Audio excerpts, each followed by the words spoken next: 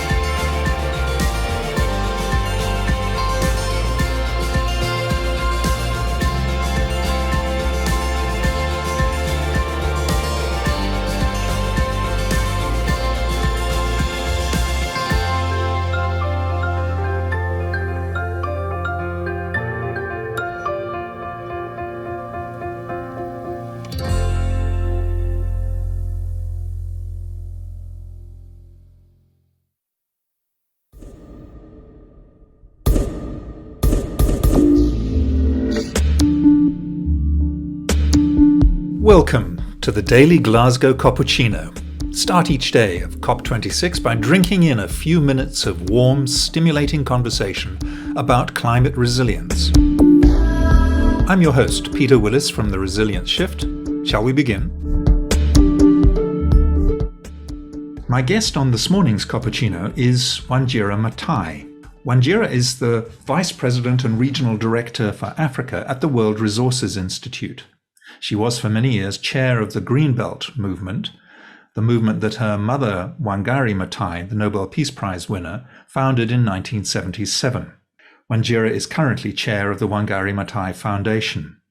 In the run-up to COP26, Wanjira has been appointed a friend of COP.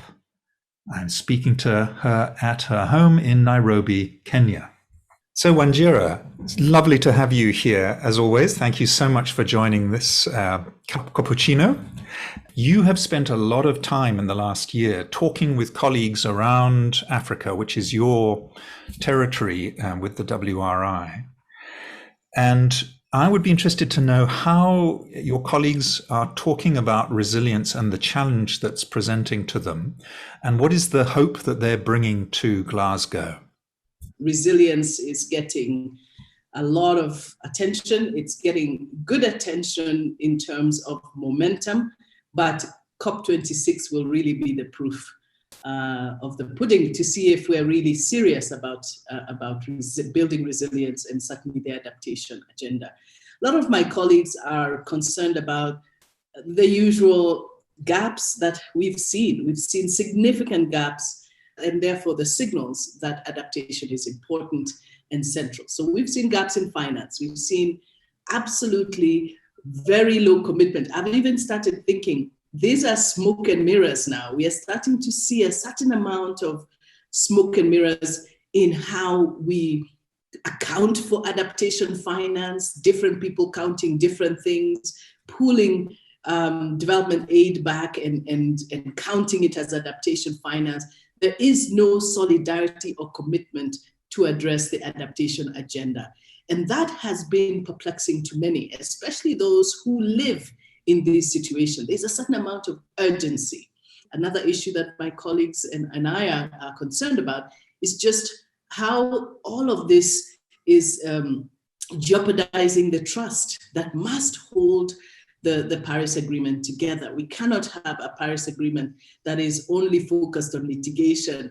I've always been struck by the fact that when new NDCs were being submitted for the 2020 deadline, countries like Rwanda were the very first to put in ambitious NDCs, and yet they are amongst the lowest emitters. This is the sort of commitment that we are showing to the mitigation agenda. We are not seeing the same treatment on or for adaptation. So we're feeling that this is the moment, and this must be the COP where those issues are not only acknowledged, but the finance clear roadmaps are put in place, and certainly that we start to see the issue of loss and damage as a permanent item of discussion at the COP. What, in your view, is the power beneath that loss and damage item on the agenda that you believe should be much more prominent now? Can you explain that to our listeners?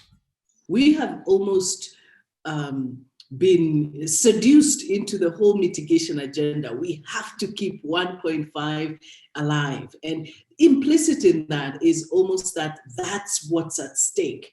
What we forget is that there is already a certain amount of emissions locked into the planetary warming that is happening. And so some of that lock-in has got damage and losses that are coming already. So regardless of how committed we are to keeping 1.5 alive, and we have to be, we also have to acknowledge that whatever has been locked in will cause undue suffering. That's what this is about. It's about acknowledging that there is already some damage. There is already some warming going on that is part of the status quo and is part of what we will see regardless of the action we take, and even how ambitious that action is. Because that lock-in is spelling doom for many countries. Sea level rising, flooding, forest burning. So it's almost like there's a hole in the bucket. If we keep focusing on just filling this bucket and not plugging the hole, we'll never get there. And so there's a lot of damage that we have to deal with regardless of the action we take. And that's what that's about.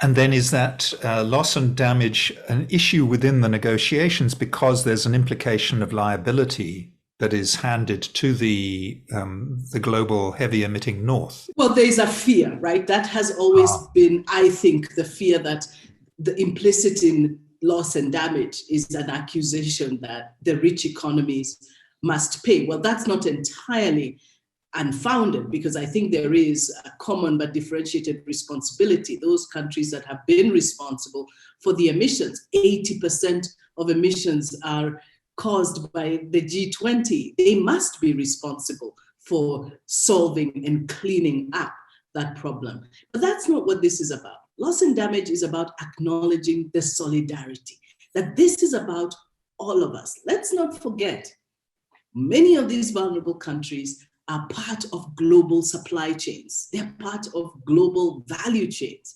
We can't afford to have some of those countries focusing on loss and damage on their own, because it will affect our supply chains and our value chains. We don't have to be reminded about that, Peter. We saw it happen with COVID and the entire disruption that happened. When I consider my own continent, our continent, Peter, Africa, we think about the fact that from agricultural products like cocoa, coffee, tea, all sorts of minerals, these are part of the African supply chains that make it into the global supply chain. So that solidarity is what it's about. I don't mind that some people feel a deep sense of responsibility. They should. But I think it's important to remember that that's not the only thing on the table. That responsibility should also be coupled with the solidarity, that we are all in this together and that we cannot, but we also have to acknowledge that some are suffering more than others. Thank you. That's really interesting the way you framed it, Wanjira. And you're making me wonder whether the cappuccino might not be the catalyst for the G20 to wake up to their solidarity and their obligations with the coffee growing parts of the world, which tend to be in the global south. I like the analogy. No solidarity, no cappuccino. And no chocolate to go with it. No chocolate to go with it. Oh, now this is getting very sensitive. I think there'll be enough people listening now. I want to close, Wanjira, with I want to tap into your thinking about the mindset of someone who is properly switched on, in your view, to resilience, to this notion of resilience, which is underlaying what you just said. You're looking to the global north, the G20, and you're in a way asking them to be fully switched on to resilience, because if you were, you would understand how we are positioned in Africa and the global south. So what are the elements of that switching on of consciousness, would you say, around resilience? At the moment, the biggest switch on around resilience is that we should all be extremely uncomfortable with the lack of commitment to financing adaptation and the flow of adaptation finance. So even if it's finance, how do we make sure that it gets to the people who need it? I was just in a conversation with Sheila Patel of Slum Dwellers International, and nothing she hears gives her comfort. She sits and watches communities completely disappear under flooding and landslides. And she's wondering why we are still talking. Like, how does what we are saying actually make a difference on the ground? I mean, what sort of trust is there when you didn't meet the first 5 years and now we're supposed to be ramping that up? So we will be simultaneously calling for the backlog, but also looking to set much more ambitious. I think the number is 6.3 trillion a year that's needed for adaptation. So 100 billion is but a symbol of what's needed. What is the infrastructure we need to hasten that finance, and where is that finance in the first place? So I'd love to see some very anxious, distressed delegates of the G20 saying, surely we can't have this.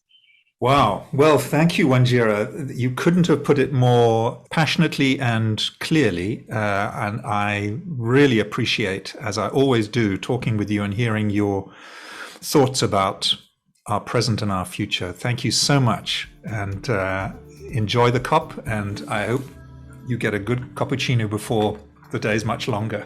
Absolutely. I will be enjoying the COP. Thank you very much, Peter.